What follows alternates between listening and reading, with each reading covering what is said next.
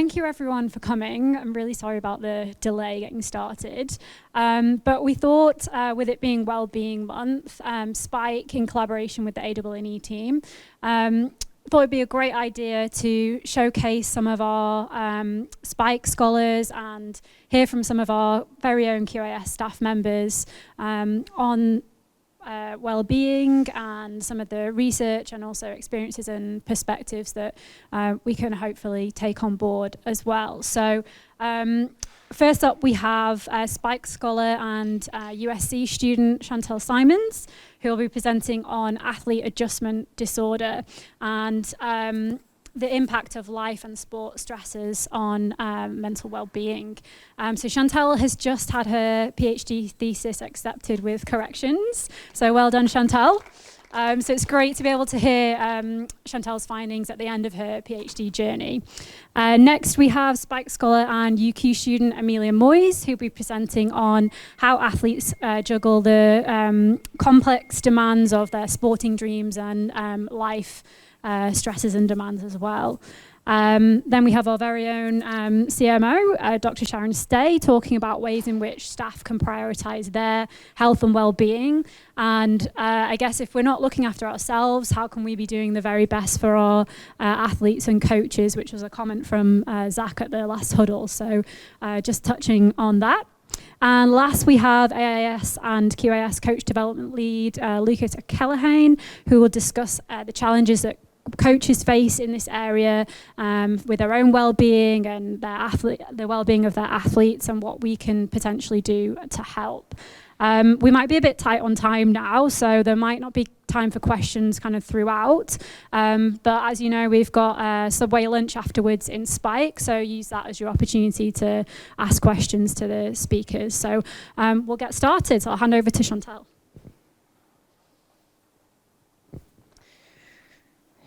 Yes, thank you for that introduction, and thanks everyone for being here.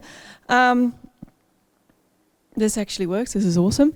So I'll be talking about adjustment disorder and put a question out there whether it is the missing link in athlete mental health and athlete mental health research. So over the past years, both the media coverage as well as the research around athlete mental health has increased a lot. We've heard from, for example, Naomi Osaka about pulling out of Roland Garros and it being okay not to be okay. We don't have to go overseas to hear those stories. Our very own Dane Burt-Smith has been very vocal about his mental health struggles.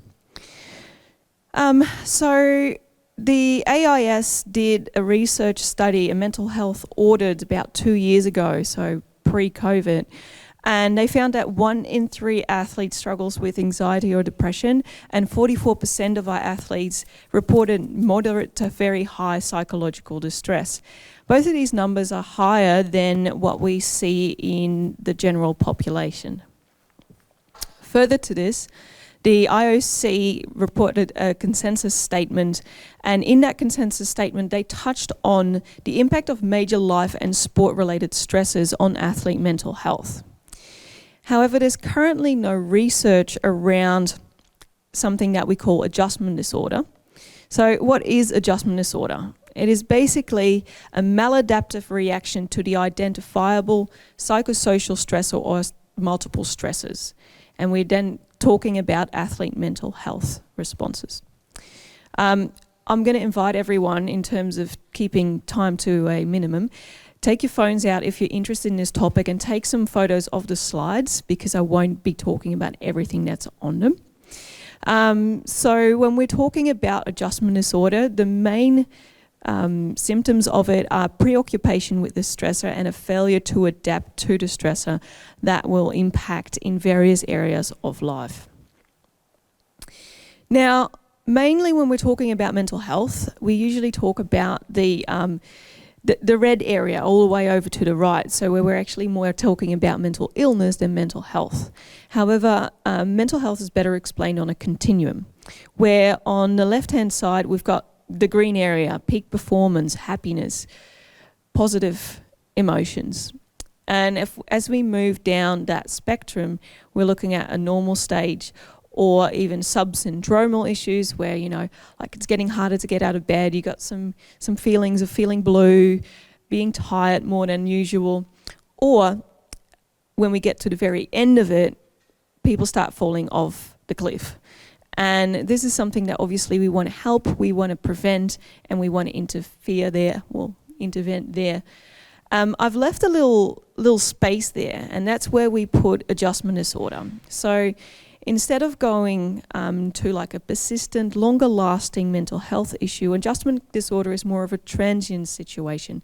So there's a stressor that happened, we have to adjust to this. It might have an impact beyond what we would healthily expect, but there's things that we can do about that. So my research first of all created and validated an athlete-specific screening tool for adjustment disorder. I then went out and visited pretty much every sport and training session that happens around the QAS and managed to get 149 athletes to fill out this survey. And 49% of them classified at high risk of adjustment disorder. Now, we have to note that in that 49%, there's most likely also that 1/3 that was identified by the AIS as being, classifying as anxiety or depression. So there is most likely an overlap, but we also have that unique part between that, say, 33% and 49%. Furthermore, after that, we monitored 15 athletes over 9 months, and I'll go into that in detail a little bit later. And I also interviewed 9 athletes about their experiences. We touched on some of the coping strategies that they use. So when we surveyed those 149 athletes, we asked them, what are your most common stressors? And by far, the most named was injury or illness, followed by university and finances. And I'll give you a moment to read through the other ones, because I know that you guys are the people who are communicating with athletes most often, and being aware of what can be a stressor to them will help you pick up on things when it might not be all honky-dory.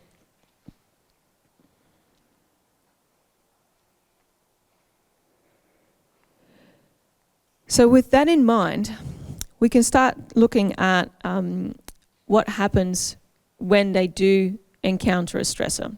So when someone, an athlete, experiences a stressor, they have to adjust to that stressor.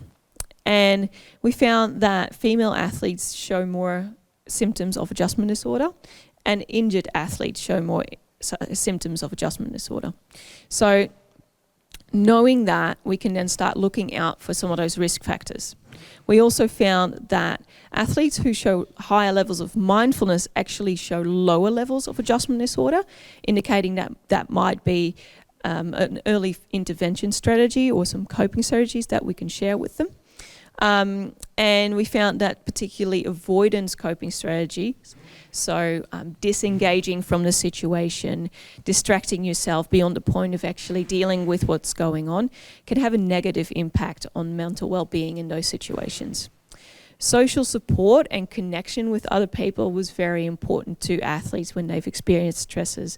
They wanted to be supported by their surroundings, and we are all part of those surroundings. Now, adjustment doesn't always mean something negative. Positive adjustment can actually lead to improved performance and personal growth. So stresses are not only negative, but when there is a stressor and there is an issue with adjustment to that stressor, providing insight and education on how to better deal with that stressor can actually help someone positively adjust rather than go down that spectrum of mental health and start falling off the cliff. So while we were monitoring athletes throughout those 9 months, COVID happened in the middle of that last year. So we decided to actually go and have a look halfway through that monitoring trial, what is going on for this group of athletes.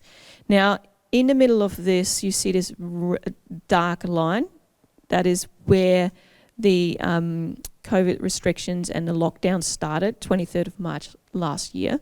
And we found that the highest number of athletes classifying as at risk of adjustment disorder actually happened right around that lockdown. So basically, there was a clear stressor for most of us, and that was actually showing up in the screening that we were doing. Then, in terms of the individual results, some of the athletes actually showed basically a fairly stable line throughout the 9 months. There was stuff going on, but they were able to be resilient and deal with those things. They had coping strategies that allowed them to actually deal with it when it happened.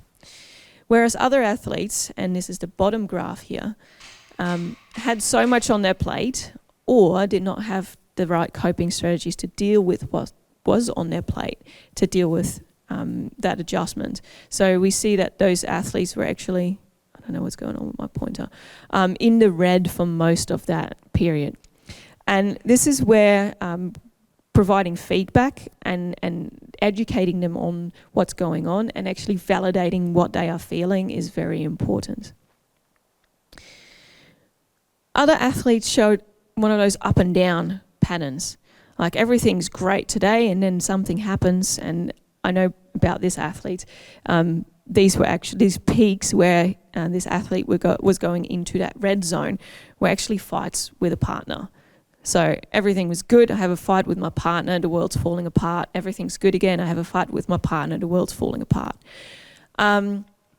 So being able to identify those things enables us to actually help them deal with it.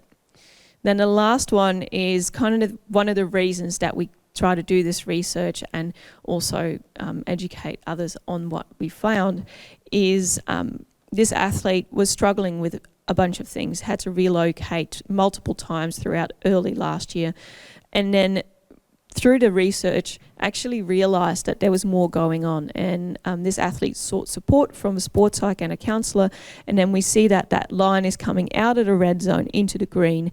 They were provided with the coping strategies that they needed, and they then could continue on to perform and to live happily. Now, this is the one that, if you're interested in, definitely take a photo because there's more on the slide than I can talk about. So when I interviewed these athletes, they talked about how important it was that they were regarded as individuals, not just as athletes, by their coaches, by their support staff, by the physios, the S&Cs, and obviously their own social environments as well. Being regarded as a person and an individual first and an athlete after that was their main message. They also relied a lot on their driving forces, their goals, their purpose, what they wanted to do and achieve in life. They used the environmental resources and the people that they had to deal with the stressors. So coaches were incredibly instrumental, physios, sports psychs, those kind of people, and their own partners, parents, etc. But also the facilities that are provided by the QAS and by their training environments. They use cognitive and emotional coping strategies. In many ways, changing their perspectives, doing things like mindfulness exercises and meditation actually help them to change their perspective on the situation and therefore create more opportunity and see more opportunity to deal with it. And they obviously took practical steps, things like you're injured, showing up for your rehab every day or whenever you're supposed to is actually going to help you deal with it. So what can we do to help athletes who are coping with significant stresses? Who was present at the last huddle? This stood out to me. Zach Stubblety-Cook said, "I'm a person before an athlete." And I think that was a big takeaway from my research, and he put it in one sentence that I tried to do in like 200 pages of a thesis. So I can't go past that comment. We got to work collectively. We're very good at that in terms of creating performance and helping athletes to perform, and we can do that as well for mental health. Awareness is a first step, and education around positive coping strategies, and mindfulness is one of those positive coping strategies, can be incredibly helpful. Screening and monitoring. We're very good at doing that for training, and I think we should extend that for health, well-being, and mental health. And normalising those mental health struggles. When we normalise it, athletes are more likely to talk about it. When they're more likely to talk about it, we're more likely to be able to help them. And this was a two-part slide. Ask questions. When you think someone is not their normal self, ask them, are you okay? And be open to the answer of yes or no. Same thing goes, if you're interested in a topic, come find me after the presentations in Spark, and I'm happy to provide you with any answers to any questions. Thank you. Beautiful. Thank you so much, everyone, for being here, and also thank you for the QAS for hosting this fabulous event for Wellbeing Month. It's nerve-wracking following Chantal's excellent presentation. Our topics are somewhat similar, so I will be talking to you a little bit about my research today, which centres upon athlete career transition, and I'll share with you a few wellbeing concepts that have emerged from my review of the literature surrounding athlete retirement and career transition. For context, I'm currently working with a team of UQ researchers shown here, Dr. Stacey Parker, Professor Andrew Neal and Kim Peters. We're all from a organisational psychology background, which means we're focused on for the most part, the healthy human mind and optimising systems at the individual, team and organisational level to improve organisational outcomes, from well-being right through to leadership performance, and innovation. So we've tried to apply some of those principles to the very interesting topic of athlete career transition through what has been termed the Dream Twice collaboration. So that is a collaboration between the QOC QAS and Torrens University Australia. Alrighty, so so when we look at the athlete career transition literature, there have been four major focuses across the last 4 decades of research. The first being a focus on understanding negative career transition outcomes as they are related to aspects of the athlete themselves. So that research has come to suggest that there are specific personal, developmental and financial factors that make athletes particularly susceptible to negative career transition outcomes. The next major body of research is around the circumstance of the career transition initiating event. What leads athletes to make the really tremendously difficult decision to leave a fulfilling career in sport and move to their secondary life career. The third area, and one that I'm most interested in the research project, as it's been relatively underexplored, is the contribution of athletes' readiness and preparedness for career transition. So it's a mighty task to prepare for transition when you don't know when it's going to occur. So you may be going ahead with your athlete career, progressing well, meeting the expectations of your coach and team, but an injury could strike, or perhaps another life event might occur that kind of triggers you to contemplate leaving your sport career. The final aspect is the context surrounding the athlete and the career transition initiating event. And so what has been relatively underexplored is what the facilitating or inhibiting factors are that allow athletes to actually flourish and, as we say, dream twice, find a second career that is equally fulfilling to their first in sport. So to address, to help explore those final two categories, which have to date not been explored to a great deal in the literature, we had designed a program of research including 3 studies. We commenced with an interview study of both current and former athletes, reaching 50 in total from the QAS, where we asked athletes about their expectations of career transition, what an ideal retirement might look like, and how they could go about preparing for career transition. Our second study was a broad-scale systematic literature review of research about career transition in athletes and the outcomes associated with career transition. And so within that space, we see a lot of the papers coming forth from the US and European countries, and less of a focus on Australian athletes. So that's a goal that we hope to accomplish with this research. Finally, we are working on a experience sampling or diary study, which we're hoping to reach 200 athletes to provide us with some survey data on how athletes manage the juggle between the demands of sport and other non-sport activities from week to week. So how do athletes manage sport, their training, their recovery, alongside potentially study, work, or community engagement? With the systematic literature review, we screened more than 1,500 research articles, reaching a final number of 53 research articles of relevance. And these come from a variety of different research methodologies. So what I'm going to do today is share with you a few of the insights that we have received from the systematic literature review.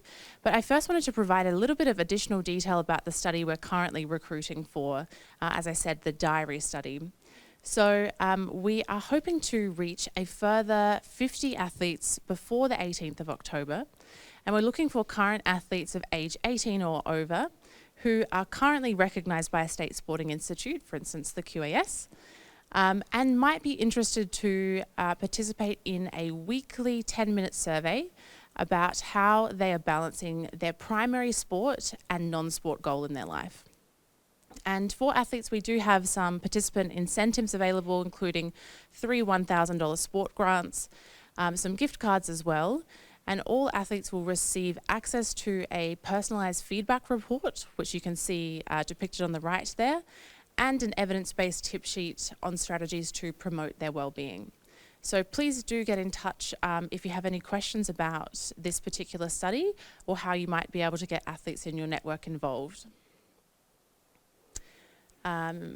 This shows a little bit about the process of this novel technique, the diary study methodology. So we ask athletes to complete a baseline survey of about 10 to 20 minutes. And that's then followed up by 8 weeks worth of a single 10-minute survey. And so athletes receive prompts via their text, via their mobile phone or email, and can quickly drop in and provide some insight on how they're feeling that specific week, how their goal progress is faring towards their primary sport and non-sport goal. Okay, but if we talk more specifically about what we've learned to date on athlete career transition, it has been a topic that's been discussed quite frequently in the media, and some prominent athletes who have achieved extraordinary athletic success have still found themselves prone to some significant mental health challenges and adjustment difficulties. The research reflects that about 16% of elite athletes do experience these such challenges, with the remainder of athletes, with the majority of athletes experiencing some level of negative emotions or distress after their transition. On the other hand, we see that the achievement of a long athletic career is actually really tremendous for individuals' well-being and promotes a fantastic level of ability and self-esteem and high levels of emotional and mental health. So it creates quite a question there. What's happening in the system that allows athletes to face these difficulties at the point of departure from their sport career? So what we understand is that preparation for career transition is key. And so this has led us to develop this central research question. How can we help athletes to achieve a positive career transition at the end of their sport career by through effective, proactive engagement in preparation? But how do we ensure that that career transition preparation doesn't take away from their sport performance, isn't a distraction, doesn't increase their chance of burnout, and perhaps actually is an enabler of enhanced well-being? So to provide some more information, the literature currently breaks down the various kinds of athlete career transitions via the career transition taxonomy. And we see that the most threatening type of career transition is that which is non-normative, so quite unpredictable. So that would be, for instance, what you see with a shock injury event or deselection event. And you can also classify career transitions according to what life domain the initiating event occurred within. So we see here that it might be an athletic, non-athletic, or perhaps a dual career event that triggers some contemplation about retirement. We've also learned that career transition is a multi-phase process with the phases outlined here. And there is a certain period of pre-contemplation where athletes have not yet, may not have yet engaged in thinking about preparing for career transition. And this is a potential opportunity for us as sports support providers to intervene and have athletes have some meaningful conversations to set them up for the future. So we saw there previously in the previous slide mention of the dual career athlete, and this has been a new concept popularized in the literature throughout the last decade. And it's the idea that an athlete can also pursue a non-sport career or secondary pursuit whilst maintaining the demands of their training schedule. And so I think this concept is talked about as potentially being the solution to this challenge of career transition and the need to prepare in advance, though it's no small feat. So certainly athletes are one of the most scheduled and busy types of individuals that we see. So how can we expect athletes to engage in sport at a high level but also manage the demands of secondary pursuits? We see that certain dual career athletes take 3 different approaches. So they might engage in some secondary non-sport activities, but not at the same level of priority as their sport. They might prioritize both equally, or they might just simply prioritize sport but just maintain or go about the motions of a secondary pursuit.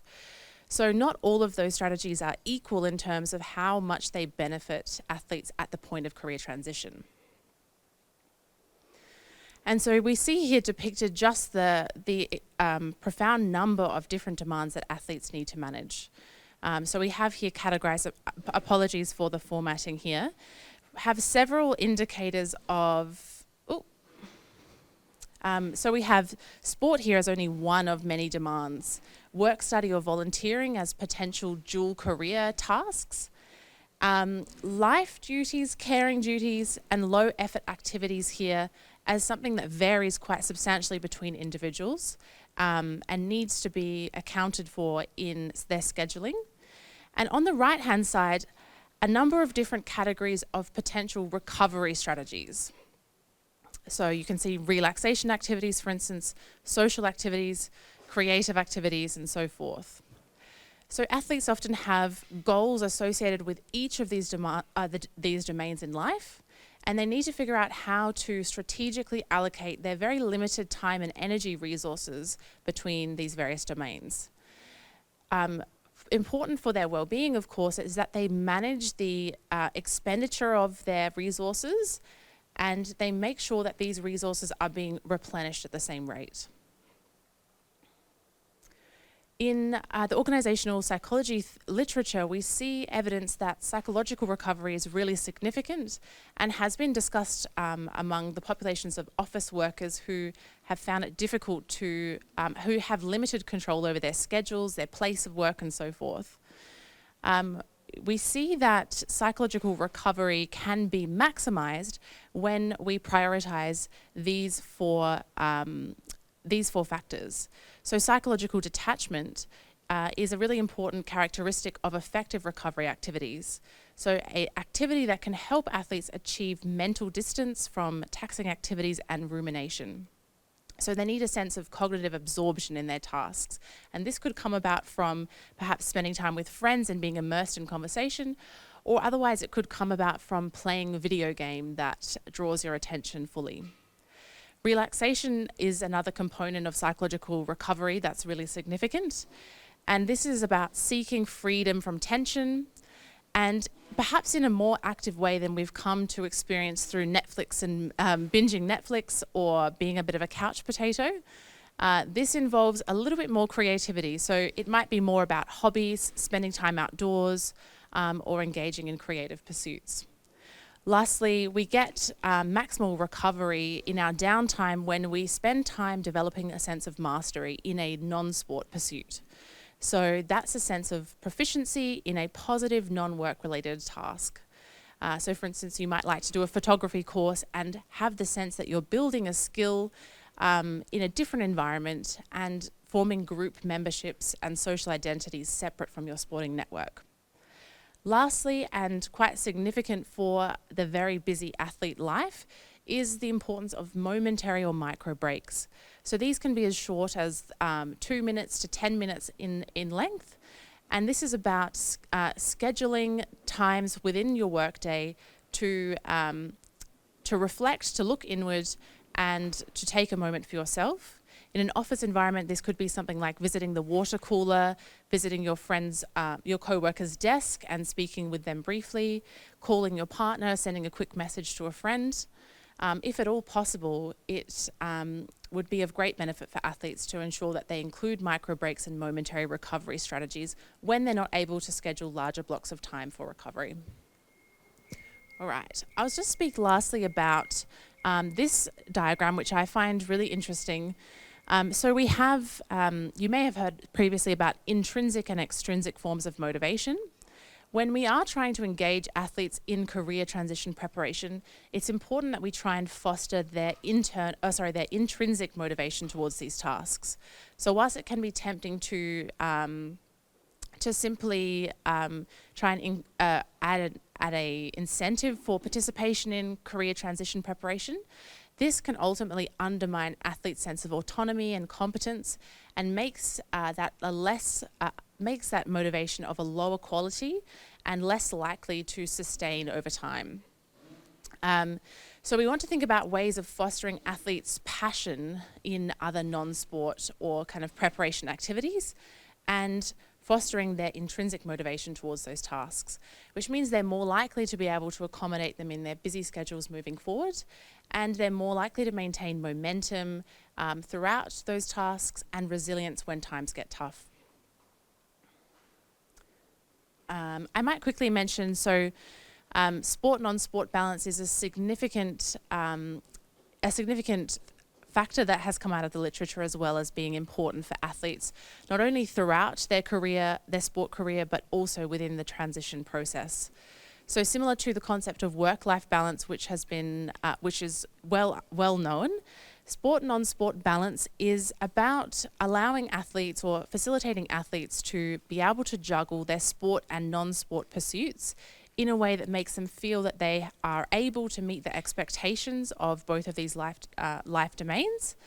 They're able to feel as if they can behave authentically in both of these domains, and they're able to negotiate and accomplish what's expected of them in each. So I think this is a really helpful factor to think about as sports supporters, to think about how potentially you could enable your athletes to feel a greater sense of sport, non-sport balance and satisfaction with what they're hoping to achieve outside of their sport. Excellent, thank you. So that brings me to the close of my presentation. I suppose the three key takeaways here is that it is very important to ensure that athletes engage in early and proactive career transition preparation.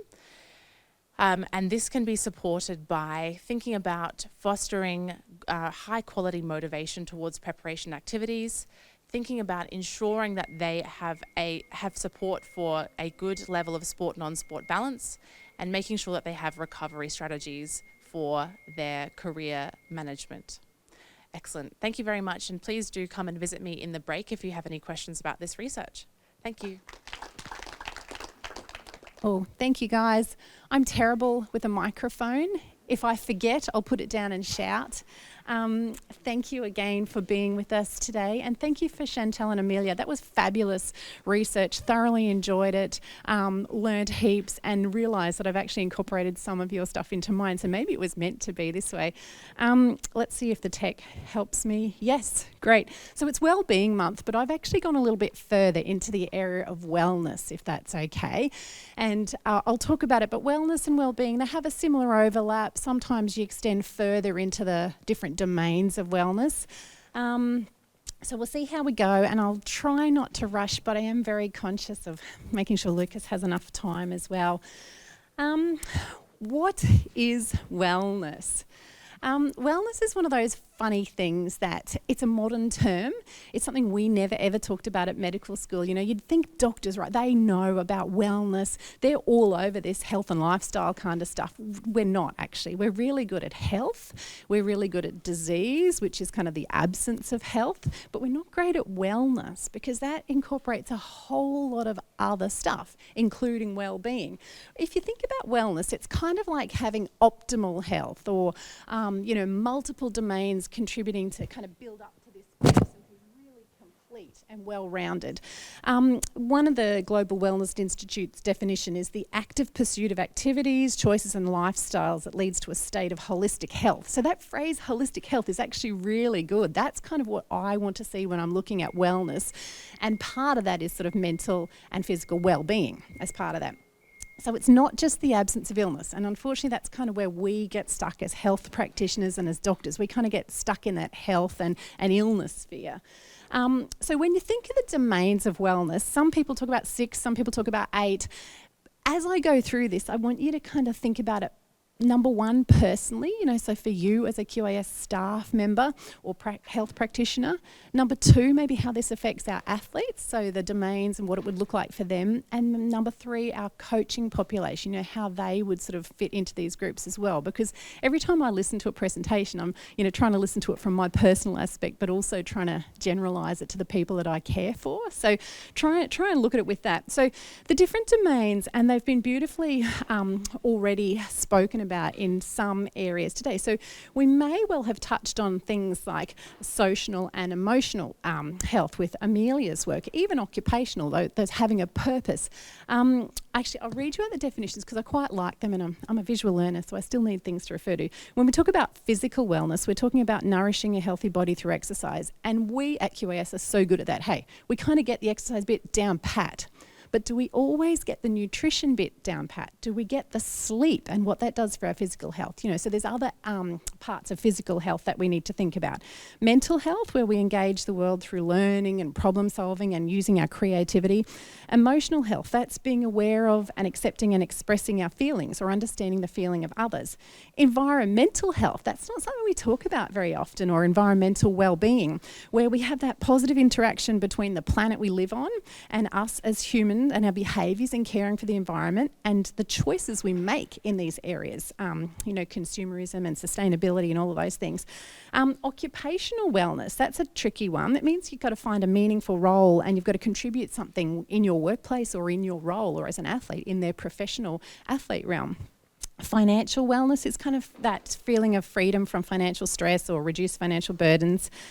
Spiritual, that's something we don't often touch on in our role, but that's kind of having that search for meaning or having a higher purpose in your existence or finding your own purpose. And then social, commencing and engaging with others and our communities in meaningful ways. So all of these fit into the whole sphere of wellness. And when we're working towards wellness, we're kind of trying to get an improvement or building and improving in each of these areas. So we're stuck, right? We're stuck in this traditional medical model of, we treat disease, we treat illnesses. It's kind of a passive thing. Someone comes to you, there's something wrong with them, you identify it, you put some things in place, you try and fix it for them. It's a very single dimension model. We, see the problem, we then seek to fix it. It's episodic, so some people might have flare-ups of their disease, or you kind of interact with them at certain times when they need you, but not at other times. A lot of people put it down to fate or bad luck that they've had this thing happen, and it's quite compartmentalised. And as practitioners, all of us we want to move towards this wellness model where it's a much more active model of assuming that responsibility and being able to do something about improving your wellness or your well-being. It's multidimensional, so all those different domains that I talked about, it's a continuum. So thank goodness, all of us are somewhere on the spectrum of wellness. No one's actually dropping off the end. We're all somewhere along it in those different areas, and it's actually a goal. A goal is to keep improving or working in some of these areas or making subtle and small changes that step by step do actually take you further along this wellness journey, and it's integrated into life. So that was that picture I showed before. You can think of it a bit like a pie. Actually, when I was putting this together, I thought it looks a little bit like our domains of our strategy for the QAS, doesn't it? So don't think of it like that at all. This is a different talk. This is wellness. But you can also think of it as pieces of the pie. And it's not going to all fall to pieces when you remove one of these things. But if you're experiencing stress or you're not optimally well in these areas, the more of them you interact on, the more it's going to affect your ability to function and to keep going and charging ahead with life. So one piece of the pie, doesn't destroy everything, but each piece is kind of additional in that sense. Okay, so medically now, I've got to put my medical hat on. We've got some lifestyle factors that modify health and therefore wellness, okay? And some of these things are things I touched on, and you can kind of see where they might fit into some of these things. Nutrition, for sure. Activity, which is physical activity or inactivity in those who haven't got it. Mental health. Technology and how that actually impacts on us and our health. Issues that can arise from that. Sleep, environmental factors, meaninglessness, alienation. I'll go through some of these, but there's a whole lot of medical things that we know do actually contribute to the burden of disease within our population and our society as a whole. And so these are the things that we can actually modify to improve wellness. So it's kind of that double thing of where, okay, I've seen the issue, I've seen the problem, I've seen how I can take steps to guide someone towards that, but they actually have to accept that active responsibility for taking these steps, which will then modify their lifestyle, improve their health, and add to their wellness. So that's kind of how it works for us. Riley, can I steal you for a tick? Right, so this is like my wellness bucket, okay? And Amelia had this bucket in her presentation. She didn't know I was bringing my bucket. This is my bestest finally laundry bucket. Oh, thank you. I didn't know you were going to do that. I was just going to shout at everyone. So one of the things about wellness or lack of wellness, right, is that you can't actually see what's going on in someone's life. So if your athlete's down in the gym and they're training, you've got no idea externally what they're going through and where they're at in terms of these domains or these stages or phases of their life. Okay, so like my non-opaque bucket, you can't tell what's in there, right? And so your job is the block lady, not the... I'll hold this here. So can you sit down and grab my blocks for me, please? Thank you. So as we go on along, there's going to be some things that people can do that's going to improve their wellness, so like work on the positive side, and there's some stuff that's going to decrease their wellness or take away from it, okay? With the theory that like a full bucket is having lots of wellness and lots of health or optimal health, and an empty bucket is kind of absence of wellness or absence of optimal health, okay? So if you're someone who, I understand here, I can't do this, okay? Multitasking. Right, if you're going to hear all the blocks, I'm so sorry. If you're someone who's like, eating takeaway every second night and, lots of saturated fats and, geez, your alcohol intake's getting a bit over the top there, you should be doing something about it. It's just so easy to have another glass of wine. Like, your nutrition is not optimised, hey? And we all know that because, like I said, we're very good in the area of physical health and the determinants that add towards that. If you're doing a lot of sitting at work or you've got a relatively sedentary role, or you're actually so worried about body image, weight, those things that you're actually overtraining, you're excessively exercising, again, you're taking away from your optimal health in that area, right? If you have a lot of stress and anxiety and depression, or you're using substances to cope with those, you're taking away from your optimal health in that area. If you're using technology constantly, and I'm talking about living on it day and night and not going to sleep when you should because you're on your phone and all of those things, again, it's taking away from your optimal well-being. Sleep. We know our athletes struggle with sleep disorders, but how many of us as staff or as coaches struggle with sleep? Overthinking things at night, going to bed way too late, multiple wakings up, ruminating about things overnight, sleep apnea. All of those things are pathologies, to do with sleep, and you're taking away from your wellness until we learn to master some of these areas. Environment, we don't have too much of that to worry about, but those people who work in, thinking pool deck, lots of chlorine, things like that, even occupationally or in a training situation, can take away from optimal physical health. Occupation, this might be very relevant to those of us stuck in an office. Stress and shift work and, lots of caffeine and unhealthy work habits, all those things are taking away from my bucket. Or it goes on. Meaninglessness, unemployment, displacement, ageing, depression. Meaningless could be taken in the sense of we have just had a massive shift in our structure. What if your job actually no longer exists, and you don't even have that security of knowing what you're going to or your next role. So that unemployment or displacement or dispurpose, that's a real challenge for some people. That's taking away from their wellness bucket. Alienation, discrimination, poor support, feelings of isolation, social rejection, which might be very relevant for our athletes or for those in minority groups, and we have to be conscious of how they're affecting things like that. Loss of culture or identity, particularly even in our Indigenous athletes or our Indigenous staff members, taking away from their wellness when they feel displaced from that part of their life. Over and under exposure, too much sun, too little sun, vitamin D, low humidity, radiation, asbestos, taken away from my bucket. Relationships, I'm lonely, I'm having conflict with the people who love and support me. It's taken away from my bucket. Social inequity, which thankfully we don't have too much to worry about because we can support our athletes well in these areas, but they're all contributors, okay? My bucket's not got very much left. My wellness is really gone down.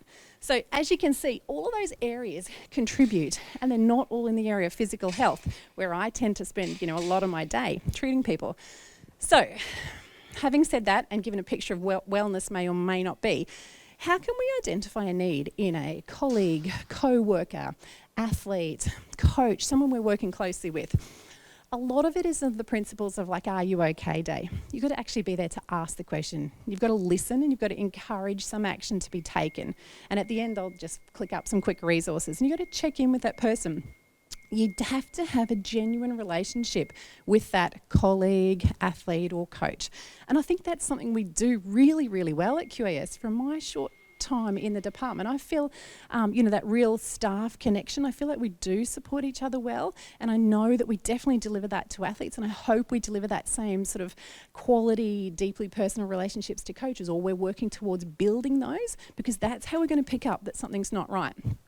These are signs that things aren't right, and it's the same as maybe someone who's having a mental health issue, but it also, you might feel like that if you're someone whose wellness is suffering in any of those areas, you're going to have a similar overlap of symptoms or presentations. So what can we do to optimise wellness? Okay, I've got to get down on the ground and do this while I talk to you now. So if you're going to eat properly and eat well and eat healthily, or seek a dietitian or get extra advice, you're actually going to improve your wellness, rightio? That's an easy one. We can all do that. Activity, regular physical activity. I'm going to say 98% of us have got that down pat. That is the one thing we do super well, but it's not the only determinant. So that's going to help me. Practice your good sleep habits. Get rid of all those things that you know are detracting from your 8 hours a night and aim for those 8 interrupted hours. Mindfulness, we heard about it, we're going to practice it. It's actually very relevant and it's a great coping strategy. Relationships, we've got to make them a priority. We need our athletes to make theirs a priority and our coaching staff to have them. They have to have that time. Connections, maintain your connection with culture, country and community. Super important. These are the work type of ones, and some of us are really good at time management, some of us aren't. Be realistic, avoid overcommitting. Set those boundaries, maintain those healthy boundaries. Get a work-life balance, or I think, Amelia, what did you call it? A sport, non-sport balance? Exactly the same thing. I think I call it a training life balance for the athletes. Okay, they have to have that balance. That's going to build that equilibrium within them. They're going to feel fulfilled in other areas. Debrief, breaks, and this is my favourite one of all. Participate in those activities that bring you joy. That's super important. If our athletes don't have that extra sense of purpose, there's not a whole lot of reason to keep on getting up every day and coming to training, right? That one is super important for all of us. Oh, I've lost my clicker now. Right, so with all of those, I'm working towards filling my bucket. I don't even know where the title for this went, but the takeaway message from me medically for you guys, optimising wellness. If you can have no addictions, that means cigarettes, alcohol and drugs. And I'm thinking of analyse your addictions, analyse your chocolate use and your caffeine and all those things. Because if you can get away with no addictions, looking at your diet and improving that where you can, getting 8 hours of sleep a night, managing the way you're coping with stress or taking positive steps in that area, and finding that joy or that sense of happiness or purpose in life, you will be a very long way along the road to optimal wellness. Thank you. Come and talk to me in the break. I've got resources here and I can always send those through to anyone. Remember, we're lucky we've got Benestar as our employee assistance provider. There's heaps of great institutes. There's actually formal wellness websites that take through training modules of all different parts of that wellness paradigm. So yeah, feel free. Wow, I have no props and only one slide, so Yeah, the pressure is on. So I know that we're a little bit kind of over time, so I'm going to be very, very quick. What I wanted to talk about was a little bit about my philosophy behind coaching and kind of why I've ended up in the position that I'm in now. My background was I was an athlete. I was a rugby player and coach, pretty average at both of those, and then moved into the administrative side where my skills were more valuable. And I've worked mainly with wrestling in the last kind of 10 years as well, at various levels.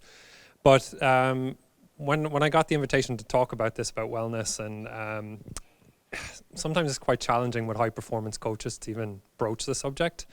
They're so busy, they're so time poor. It's really difficult to deal with them. But it got me thinking about the values that we had at the Canadian wrestling program, which are these emojis. And when you're dealing with young athletes, you need to know what your emojis do. And if you pick the wrong emoji, you get in lots of trouble. So we had a long conversation with athletes about, they were sending us texts with emojis and things like that, and lots of us were struggling with it. But in the end, we actually said, we need to connect with these athletes a bit better. And we came back with our values and emojis. So these are our 4 values: passion, excellence, respect, and integrity. We had these values on our uniforms. They were conversation starters with people who wondered what they were. They were on the inside of the wrestling singlet, one of our major championships. But just talking about them very quickly, was the Canadian wrestling program was one of the most successful wrestling programs around the world, especially the women's program. Some of the hardest working athletes and coaches that you'll meet. But the reason why the passion came first was we talked about being people first. So I know it was Tom, the swimmer, or what was his name? Zach, that came in and he mentioned about a people first culture. And I really liked that. And that was why we had this emoji first. It was the heart first. The excellence was there. We're a high performance program. We wanted to make sure that we could get results. And the respect was, we actually had a system of handshakes and high fives to check in with people, which I'm going to talk about. And the integrity is actually a wrestling circle. So it's we wrestle inside a circle, and that kind of kept us thinking of that. So we would quiz the athletes regularly on this. And the reason why we had this people first as well was, we would ask, how are you? It was a typical day. How are you? And it was, I'm fine. And then you'd go and you'd start working. And if you ask are you okay? Yeah, I'm okay. Let's go. They're tough people. It's very hard to get there. So what we would actually ask about, which one of these emojis is the one that's most dominant right now? So we've had coaches blow up as well, which you do in high performance sport, and that's the passion coming out. But maybe the balance wasn't there. So we talked about trying to balance our values when we could, but also understanding and being forgiving and compassionate when sometimes those values were a little bit out of balance, and you might be high on the passion or really high on excellence but low on passion, the emotion's not there. So we tried to keep them on balance with this, and we talk about people first, but that are you okay question, I always struggle with it. And I'll tell you a story, actually, Carly, you'll remember this. Our wrestling tech ops manager for the Commonwealth Games was a Ukrainian guy, Andrei, whose English was good but pretty limited. And when he moved to the Gold Coast, everybody would ask him, how are you going? And he'd never heard this expression before, so he would say, by foot. So when they say, how are you going? He'd say, by foot. And I said, no, they're asking, how are you? And in Russian, when you say, how are you say, normalno, which means, I'm okay, normal. So then people would say, how are you going? He'd say, normal. He just got even stranger looks as well. So we actually said, let's actually have a conversation rather than just saying, how are you? Are you okay? Let's actually have a conversation, try and get a connection going. So what we used to say in the wrestling program was, what's the thing you're most excited about today? And you have a great conversation straight away. I'm really looking forward to training, or I'm actually not looking forward to training. But actually asking different questions to kind of elicit that information from them really worked with us. So it was, what are you most excited about today? And where are you with the emojis? We've also used at the executive level with the leaders that I worked with, traffic light systems to check in. Are you green? Are you yellow? Are you red? Where are you at? Just to try and get that going. But I think what's interesting, listening to the research today, and in my role with this Gen 2032 coaches, young coaches, they're talking about a lot of the strategies that we're using, the mindfulness, they're a lot more aware, these younger coaches. But they're also really wrestling with this idea of how to push performance and wellness. Where do they live? How do we keep those together? So I don't have any great advice for you as a group. I actually have a question, because I'm looking for help with this, is with this group of coaches, we want to make wellness a bedrock of what they do. So we want to make sure that wellness is part of everything that they do, that they're actually aware of these things, that they're better, allies for their athletes in that regard, and that they're, having those kind of transformational relationships rather than transactional. But they've been asking me the question, how do we balance performance and wellness? Because these are different athletes that we're dealing with. And if you think of athletes now and you think of athletes in 2032, what's their attention span going to be? What kind of conversations can you have with them? How can you have a social interaction with an athlete who has their head buried in their phone all day? It's really challenging. So I'm looking for your help on how we might help them with this. I know we talked a lot about it, about the wellness piece. So if you have ideas, suggestions how we can do that, I'm really curious. We talked with this group about maybe doing some wellness monitoring with them as well, so whether that was daily check-ins. Everywhere I've worked, we have an athlete management system. Does a coach management system exist? Can we see what their stressors are? I really like that one with the partner, and I'm sure my wife could probably draw a chart similar to that of when my stressors are up as well. So understanding what the stressors are in their environment is really important as well. And also, we have such great people here. I think in the huddle last time, we got a really good idea of how well the people work together. And I was really impressed with that, and I really appreciated seeing how the team works together. But what could we offer coaches? My top wrestling coach that I worked with, Paul Ragusa, he's 57 kilos, and his main athlete is 76 kilos, female world champion and Olympic champion. He would wrestle with her 3 times a day. And he was a really high-level wrestler himself, but his body would take such a hammering, and he's a 50-year-old man. His hip was giving him trouble, just muscle tear, everything. And when I said to him, why don't you just go for a massage or go to the physio, he said, that's for the athletes. That's not for me. I feel like I'm taking away their resources if I do. And also, I don't want them to see that I'm weak. So we need to be able to kind of put that support around them. So I'm kind of looking for your help with this group. We have an opportunity.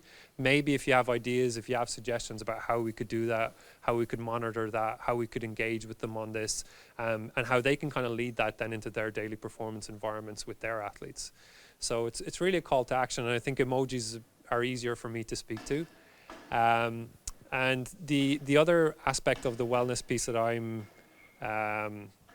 interested in is less being more. One of the things that we've seen as well is that there's all of these things that we can do. We can add on things constantly. Hey, we've got an app for that. We can track this. Let's put you on a course for that. The best piece of advice I ever got from one of my coaches was, we asked them, what do you need? We got this course. We got this money. We can send you here. We can do that. And they said, I need a holiday. And when they told us that, that's exactly what we did. We said, take a holiday, take a break, we'll look after you and we'll put something around. But it took a long time to get to that point where we could just have that really honest conversation. So knowing what the stressors are, knowing how they're impacting on them would be really helpful. So I'm throwing it back to you at the QAS to see how you might be able to help me to really make sure this group of coaches is really well looked after, are really aware of it, and can identify things in their own athletes as well. And then know what solutions or what interventions could be used. So thanks for the opportunity to speak, and I know you're all hungry, so I'm going to stop right there. Thanks a lot. Thank you very much. Thank you very much, everyone. It's great to see you all here. Big thanks to all our speakers today, and also to Riley, to Malia, and to Tristan for pulling everything together. Apologies, we're running a little bit behind time, but please head into Spike now for some lunch and catch up with the speakers and ask any questions you've got. Thank you.